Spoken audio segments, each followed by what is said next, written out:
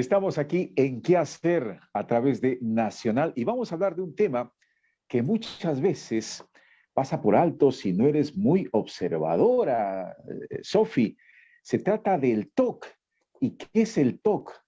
Bueno, es un trastorno obsesivo compulsivo y los psicólogos le denominan TOC también para los amigos que a veces se preguntan ¿qué es el TOC? Bueno, hoy vamos a hablar con Joana Rubianes Siguay de este tema y por supuesto para despejar algunas dudas, Sofi, que deben tener mucha gente que nos esté escuchando. Así es importante hablar con una especialista, por eso en esta oportunidad tenemos su presencia. Ella es psicóloga del Departamento de Análisis y Modificación del Comportamiento DAMOC del Hospital Hermilio Balbizán. Bienvenida, ¿cómo está? Bienvenida a Nacional. Buenos días, muchas gracias por la invitación. Y sería importante comenzar con la definición de un trastorno obsesivo compulsivo, por favor. Bien, el trastorno obsesivo compulsivo es un tipo de trastorno de ansiedad en sí que se caracteriza por la presencia de obsesiones, que son pensamientos, imágenes o impulsos que son repetitivos, recurrentes en la persona, ¿no? En la actividad mental de la persona y que son desagradables. También se caracteriza por la presencia de compulsiones que vienen a ser conductas repetitivas que también suelen ser desagradables para la persona, ¿no? O sea, al momento de realizarlas, las hace más como una forma de reducir su ansiedad que con un sentido de agradabilidad, ¿no? Y este trastorno lo que genera es que la persona disminuya su actividad, su funcionamiento, ¿no? Su funcionamiento personal, social, familiar, le interfiere en sus actividades y por lo tanto va generando mucho malestar emocional que poco a poco hace que entre cada vez en un cuadro de más ansiedad. Esa es la definición del trastorno obsesivo compulsivo. ¿Cuándo se empieza a manifestar el TOC? Es decir, ¿en qué etapa de la vida podríamos identificarlo y qué deberíamos tomar en cuenta para hacerlo también? En realidad no hay una edad definida en la cual se presenta. Puede presentarse, por ejemplo, en niños, en adolescentes, como también en la etapa adulta, ¿no? Entonces, lo que uno puede ir notando tal vez son los cambios de comportamiento, ¿no? O sea, la persona que tiene TOC, ya sea un niño, un adolescente, empieza a cambiar sus rutinas. Vamos a empezar a ver probablemente que está muy ansioso, muy angustiado, que hace conductas repetitivas, ¿no? Por ejemplo, se lava las manos varias veces, si se baña se demora mucho, ¿no? O por ejemplo, hace una conducta, vamos a suponer, ¿no? Abrir y cerrar la puerta varias veces. Entonces, esos son síntomas o signos de que la persona está sufriendo un trastorno obsesivo compulsivo, o lo vemos que está mucho tiempo ensimismado, ¿no? Como que dando vueltas y vueltas y con muchas dudas acerca de una idea. Entonces, eso nos puede dar, digamos, al momento de observar a alguien así, podemos presumir de que puede tener un trastorno obsesivo compulsivo. Usted lo ha dicho bien, se puede presumir, pero no definir, porque imagínense, nos están escuchando ahorita en todo el Perú y un padre o madre que esté sintonizando Nacional y vea que su niño, por ejemplo, es excesivamente ordenado y se molesta cuando, por ejemplo, deja sus cosas en su escritorio y alguien movió algo. ¿Cuánto tiempo debe pasar en todo caso para que una persona acuda a un profesional para ver si su niño, en este caso, alguien que he puesto el ejemplo de que sea excesivamente ordenado, le puede perjudicar en sus relaciones, en su desenvolvimiento diario? En realidad, según las pautas diagnósticas, lo que señala es que estos síntomas tienen que estar al menos presentes durante 2 semanas, de manera repetitiva, ¿no? O sea, las acciones, las obsesiones o las compulsiones tienen que estar al menos 2 semanas como mínimo para poder hacer el diagnóstico. Lo que pasa es que a veces uno deja pasar mucho tiempo. Hay muchos casos donde los cuales las personas, digamos, tienen años el trastorno y recién cuando son adolescentes, por ejemplo, ¿no? Si es un niño, pasa mucho tiempo y recién cuando son adolescentes lo llevan a consulta. Entonces ya el cuadro está, digamos, bien instalado, ¿no? Entonces la persona, es más difícil realizar el tratamiento incluso, ¿no? Porque son, como les dije, son signos que tenemos que estar alertas. Obviamente no significa que todas las personas que tienen este tipo de conductas van a tener un trastorno obsesivo compulsivo, pero pueden estar en inicios de, ¿no? Y obviamente conforme pasa el tiempo, esta conducta se va reforzando y ya se instala el trastorno como tal, ¿no? Entonces hay que tener en cuenta esas pautas, ¿no? Definitivamente se tiene que hacer algunos diagnósticos también diferenciales, ¿no? En los niños, por ejemplo, hay que diferenciar con un trastorno del desarrollo como el autismo, ¿no? Si es un adolescente también puede ser algún problema de personalidad, por ejemplo, ¿no? Entonces, por eso les decía que son signos que tenemos que tomar en cuenta para poder consultarlo con un profesional, ¿no? Que viene a ser un psicólogo, un psiquiatra, y poder evaluar y ver si es que es o no un trastorno obsesivo compulsivo o se está iniciando. Y, por ejemplo, ¿cuál sería el tratamiento en estos casos, no? Es decir, ¿se requiere una psicoterapia cognitiva conductual que entiendo podría darse? ¿O también se recurre al uso de medicamentos para abordar este caso? El tratamiento depende mucho de la gravedad del trastorno, ¿no? Entonces, generalmente se recomienda el tratamiento farmacológico y la psicoterapia, o sea, que vayan ambos de la mano.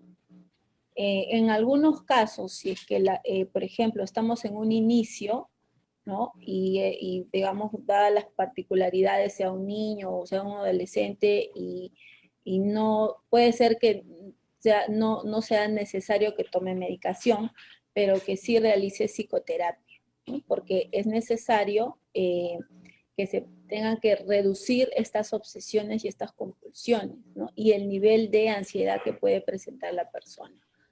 Entonces, como les dije, el tratamiento recomendado es la medicación de la mano con la psicoterapia, como tú lo dijiste, la psicoterapia cognitivo-conductual, que actualmente es la más eficaz para el tratamiento del TOC.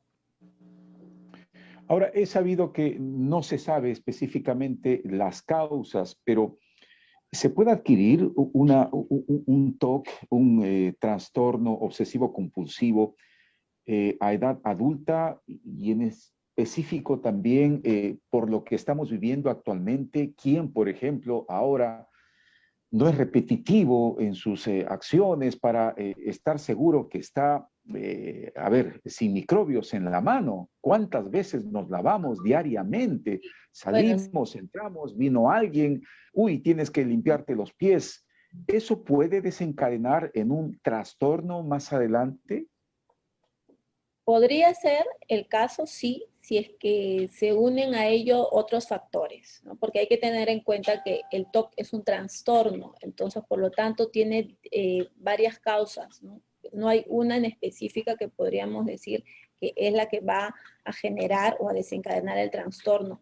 Por ejemplo, en este caso, ¿no? Ahorita estamos viviendo una situación de pandemia en la cual sí tenemos que estarnos lavando las manos de manera constante, no repetitiva, sino constante. Tenemos que tener cuidado con la limpieza, ¿verdad?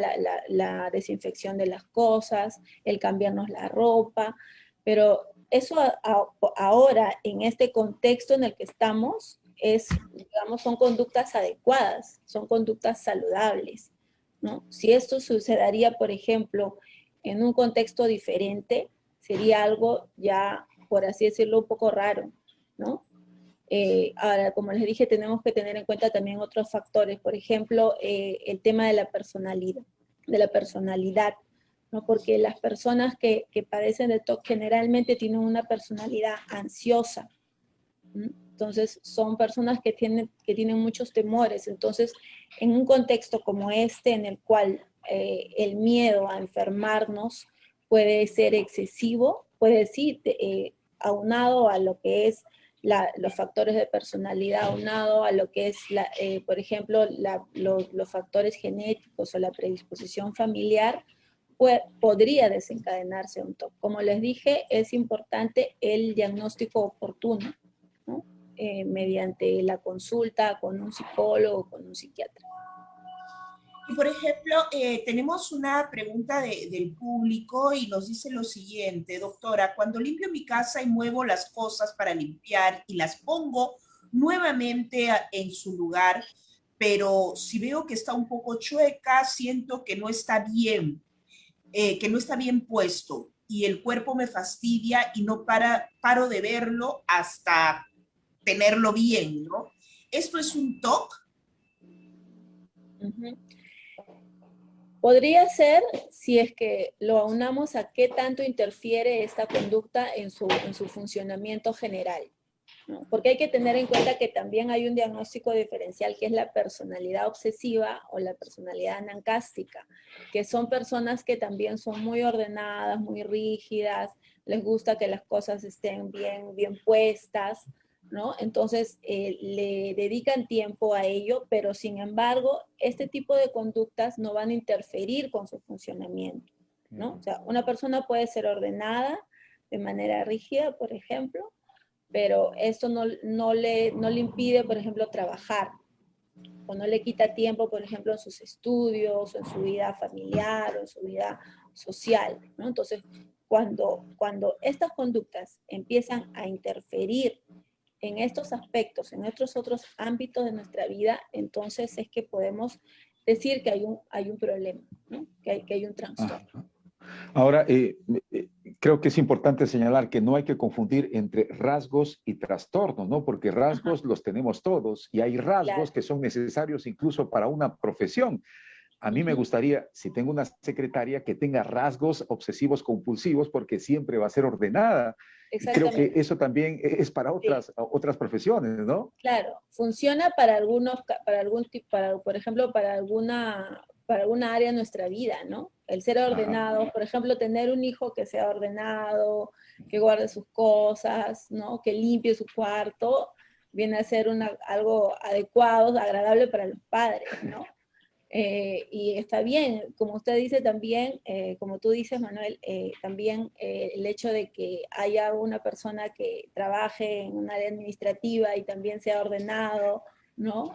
Cumplido con sus actividades también es favorable, ¿no? Pero como si tú ves, o sea, la conducta en ese caso te ayuda a tu funcionamiento, ¿no? A que tu funcionamiento sea adaptativo. En este caso, cuando hay un trastorno, es lo contrario, ¿no? Empieza a interferir. ¿Qué pasa si yo todos los días, antes de estudiar, tengo que hacer todo un ritual, por ejemplo, de limpieza, ¿no? Y me paso 3, 4 horas arreglando, ordenando, que todo quede en su sitio, y si alguien viene y lo mueve, empiezo a renegar, estoy irritable, ¿no? Entonces, pasaron esas 3, 4 horas y yo ya, por ello, ya yo dejé por ejemplo, de entrar a clases o dejé de ir a trabajar, ¿no? O estoy en el trabajo, pero estoy pensando y dando vueltas, pero es que está desordenado, tengo que hacerlo, tengo que hacerlo, tengo que hacerlo, tengo que hacerlo. Entonces empieza a interferir. En vez de que te ayude y sea una conducta saludable para ti, es una conducta desagradable, ¿no? Es una conducta inadecuada. Eso es importante y también, digamos, tomar algunos aspectos positivos de los rasgos, como decía Manuel, más no de un trastorno que interfiera y bloquee actividades en tu vida, ¿no? Creo que allí radica la diferencia y es muy bueno hacer la precisión. Esto, usted señala que hay un tratamiento, puede haber medicamentos, puede ser psicoterapia, pero ¿se resuelve totalmente? Es decir, ¿puede desaparecer de nuestra vida un trastorno de este tipo? En realidad el curso es variable, ¿no? El trastorno en sí tiende a ser crónico, pero yo creo que tiende a ser crónico más porque no se hace el diagnóstico oportuno. Normalmente en los casos que hemos tenido, los casos que yo he podido observar aquí en el hospital, es que vienen pasado ya unos años con el problema, ¿no? Entonces es muy digamos, raro, por así decirlo, encontrar a alguien que venga a los meses que tiene este problema de las obsesiones, ¿no? O de los ¿Cuáles son las rituales. más recurrentes, perdón, y cuáles son las más recurrentes desde su práctica? Bueno, las ideas de tipo, por ejemplo, de contaminación, ¿no? Lo que tiene que ver con con la limpieza, ¿no? También ideas de contenido sexual, ¿no? También he visto, por ejemplo, ahora último, con respecto a lo que es, sí, pues el contagio, ¿no? El contagio de alguna enfermedad, ¿no? Por ejemplo, hay Ajá. personas que tienen TOC con respecto al contagio del SIDA, ¿no? Ya, así. Sí, y es ¿Y como que cómo se una idea de que manifestaría, por ejemplo? normalmente eso, por ejemplo, ese tipo de cuadro se manifiesta en la vida adulta, ¿no? Debido Ya, a una situación estresante donde han tenido un contacto o ha habido la probabilidad de un contagio. ya. Entonces, ya sea, por ejemplo, por una relación sexual o porque tocaron sangre, qué sé yo, ¿no? Entonces, a raíz de eso, empieza precisamente a desencadenar un miedo, ¿no? Un miedo a que Ya. me contagié y esto empieza a ser Claro. algo que en su mente va, digamos, tomando cada vez más fuerza, ¿no? Va Aunque no haya teniendo, tenido ninguna relación sexual de riesgo, por ejemplo, se siente en claro, peligro, en sí, riesgo. se siente Ah, y piensa incluso en un primer momento que no, disculpe, que sí se ha contagiado, ¿no? A pesar de que no hay una evidencia probable de ello, ¿no? Personas que han tomado la prueba para descartar, les ha salido negativo, pero igual siguen con esa idea, ¿no? Porque es como una duda, ¿no? Es como una duda, pero sí puede ser que me haya contagiado, puede ser que me haya contagiado, ¿no? Y entonces aquí es donde empiezan a evitar situaciones de riesgo supuestamente, ¿no? Por ejemplo, el tocar cosas de la calle, ¿no? O el tocar a las personas, ¿no? Entonces, poco a poco, como les digo, se va instalando el trastorno, ¿no? Pero como les dije, a veces el tratamiento se hace complicado porque no se va a tiempo. ¿No? Si esto se podría tratar, por ejemplo, cuando empieza esa actividad mental de estar pensando constantemente en ello, ¿no? Sería mucho más sencillo porque podríamos someterlo, por ejemplo, con técnicas cognitivo-conductuales, podríamos hacer una exposición, podríamos hacer una reestructuración cognitiva, ¿no? Sí. Podría también tomarme un medicamento que le disminuya la ansiedad o algún medicamento para estabilizarlo y esto ya no tomaría tanta fuerza, ¿no? Y con el tiempo. Entonces, digamos que es muy probable que en esos casos el trastorno se pueda remitir, ¿no? Y probablemente ya no se vuelva a presentar, pero en los casos donde los pacientes, ¿no? Tienen años con el trastorno, puede remitir un tiempo, ¿sí? Pero otra vez vamos a suponer, vuelve a pasar por una situación estresante y empieza con otra idea obsesiva no la misma que tenía en un comienzo, que puede haber sido, por ejemplo, una idea de contaminación, disculpe, sino empieza con otra idea, por ejemplo, de verificación. Y así. Ahora, Entonces, puede ir, con el tiempo, el trastorno puede irse volviendo crónico, ¿no?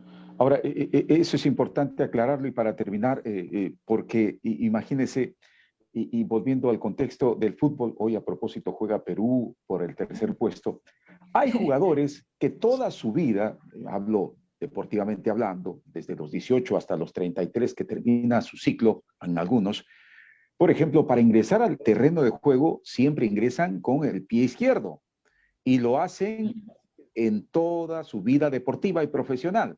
entonces alguien dirá, uy, yo he sido obsesivo, compulsivo sin darme cuenta y no le hace daño. Otro, Gareca, por ejemplo, que siempre tiene que ver a la novia para saber qué va a ganar. Eso también podría definirse como una conducta compulsiva, obsesiva, doctora. Puede ser un rasgo Ajá, obsesivo, un rasgo compulsivo, sí, pero no, como les dije, no llega a ser un trastorno, ¿no? ajá. Las pautas diagnósticas en este caso, como les decía, ¿no? Es la presencia de obsesiones, compulsiones durante mínimo 2 semanas que causen mucha ansiedad, ¿sí? Que causen mucho miedo y que interfieran en la actividad de la persona, ¿no? Todos tenemos, creo, ciertas Todos. obsesiones o ciertas compulsiones, ¿no? Como Claro. cábalas, en este caso cábalas, Sí, alguna compulsión que podamos hacer, por ejemplo, en las mañanas, que, bueno, podríamos tomarlo como un hábito, ¿no? O en algún sí. momento que nos haya pasado, a mí también me ha pasado, por ejemplo, que he salido de casa y me he quedado con la idea de que no he cerrado bien la puerta, ¿no? Y he regresado y a abrir, a cerrar, o sea, Sí, a eso verificar, pasa. ¿no? Sí. Y cierto, ¿no? Cuando, por ejemplo, hemos pasado por un tema de un robo también, ¿no? O sea, Sí. verificamos las puertas, pero eso conforme pasa el tiempo, como que se va disminuyendo, ¿no? Entonces otra vez nos sentimos seguros, nos sentimos confiados de que, por ejemplo, estamos cerrando bien la puerta, ¿no? O de que estamos asegurando la casa, ¿no? Lo que no le sucede a una persona que tiene TOC, ¿no? Porque siempre está esa idea o esa duda y se sienten inseguros, Y ¿no? le hace daño. Como que, claro, hay digamos, Sí. a la par como un sentimiento de inseguridad o de incapacidad, ¿no? Doctora, Digamos, todo está muy que claro y prevalece. queremos agradecerle muchísimo por lo que nos ha explicado acerca del TOC, este trastorno obsesivo compulsivo. Gracias. Igualmente, a ustedes muchas gracias. Nos vamos a una pausa y volvemos con mucho más aquí en Qué Hacer.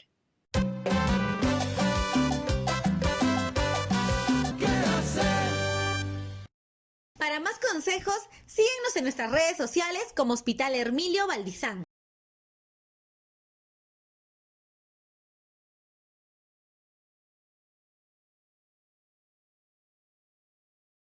Gobierno del Perú. El Perú primero.